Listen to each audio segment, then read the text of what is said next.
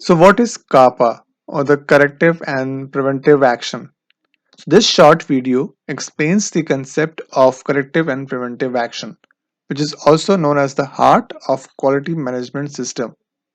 In this video we'll also cover what are the different steps that are involved in the CAPA process with the help of some animated examples. So please watch this video till the end. So what is CAPA? So kappa basically has two different components, corrective action and the preventive action. So corrective action and preventive action combined known as kappa are basically the indicators of company's health. So when there is any particular failure in a company, we initiate an investigation to identify why this failure occurred and what was the reason behind this so that we can prevent such thing from happening in the future. Kappa basically provides a structural method to find the root cause and prevent it from happening in the future. In addition to this, it also verifies the conditions and the proposed solutions for the future use and then look at the other potential issues and solutions. Kappa, also known as the corrective preventive action, is a process which investigates and solve problems, identify causes, take corrective actions and prevent the reoccurrence of the root cause. It is also known as the 8D problem solving methodology, which generally follows the PDCA cycle, that is a plan, do, check, and act. I have created a very detailed video on these two topics, PDCA and the 8D problem solving methodology, on my YouTube channel. I will share the link for both these in my description below. CAPA is the heart of quality management system. That means it indicates how effective your quality management system is. So that is why when we work towards the QMS, so kappa is an integral part of QMS. Now let us understand what is corrective action and preventive action in more detail. So before we start, let us look at few definitions to understand this concept a little bit better. First, we start with non-conformance. It is the non-conformity of any requirement. Non-compliance, failure to adhere to any law or regulation.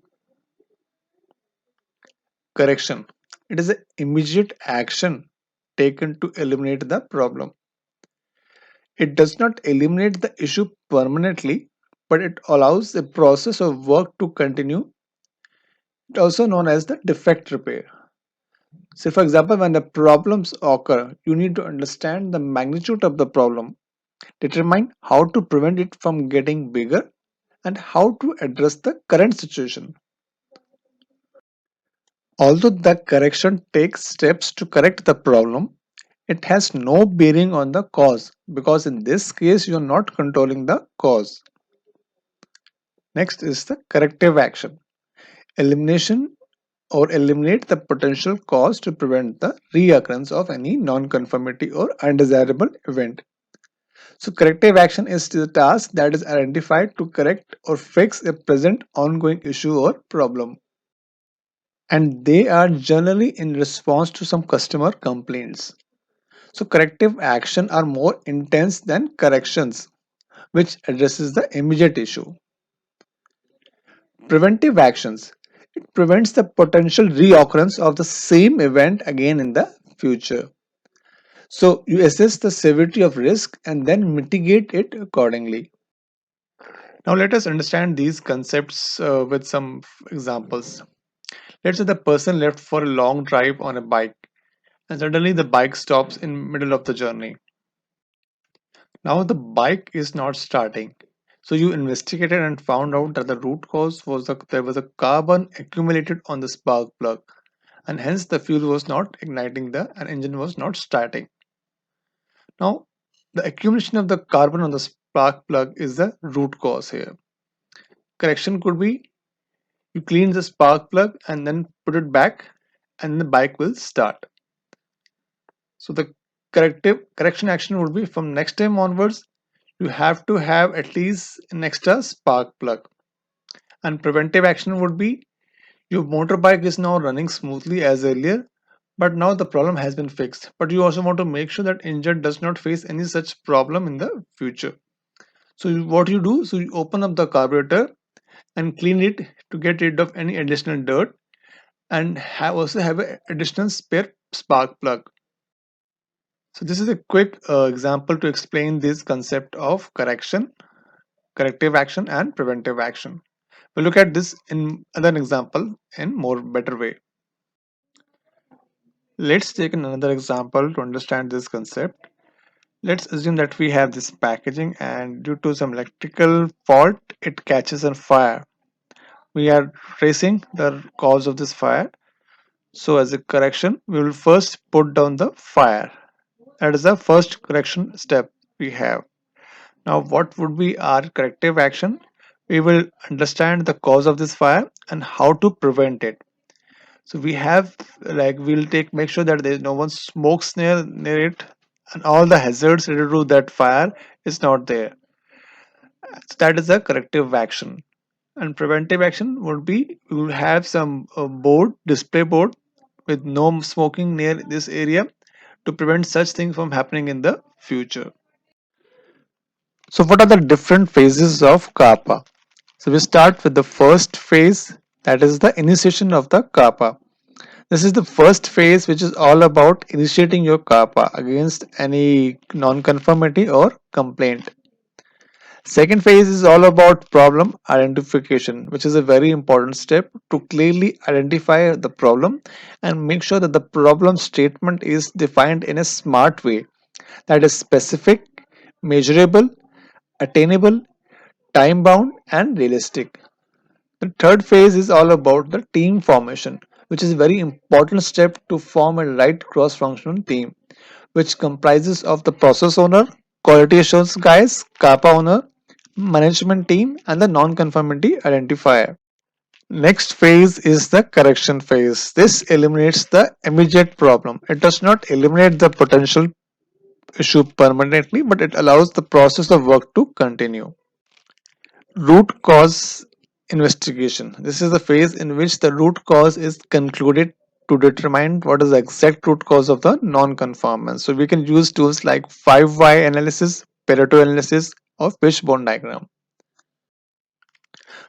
Then the sixth phase is the corrective action.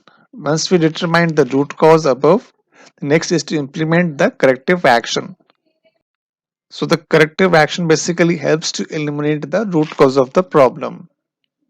The seventh phase is the implementation and the preventive action.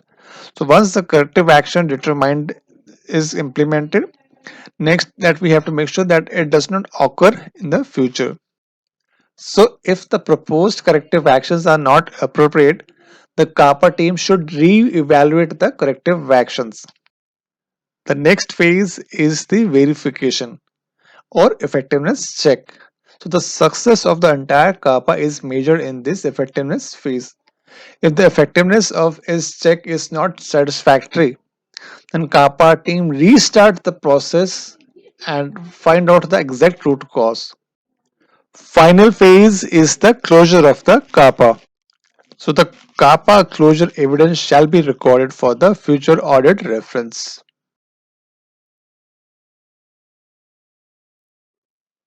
Some of the top benefits of this kappa, corrective action and preventive action. Systematic way of solving a complex problem. It helps in solving a problem in a more systematic way. It helps in avoiding the reoccurrence of the problem. That means if we have discovered the root cause, the problem will not occur in future.